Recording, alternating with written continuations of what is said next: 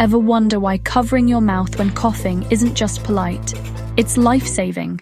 Today, we'll explore the physics and biology behind coughing, how droplets travel, and why a simple draped cloth can protect everyone around you. A cough is your body's way of clearing irritants from your airways. It's triggered by sensory nerves detecting irritants, which signal your brain to forcefully expel air. Air leaves the lungs at speeds up to 50 miles per hour, carrying saliva, mucus, and potentially harmful microbes like bacteria or viruses.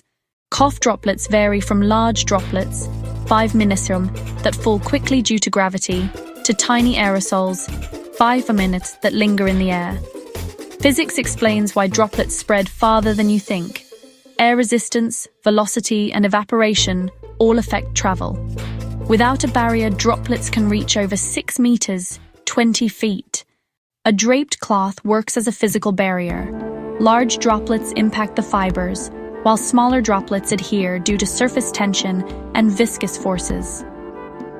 Biology adds another layer. Reducing droplet spread lowers transmission of bacteria and viruses, including influenza, TB, and SARS-CoV-2. Not all cloths are equal. Tight weave cotton is most effective. Multiple layers increase droplet capture. Moisture and gaps reduce effectiveness. Always cover both mouth and nose. Avoid touching the cloth and wash it regularly. Covering your mouth prevents transmission of respiratory infections. Just one person's cough can release thousands of infectious droplets.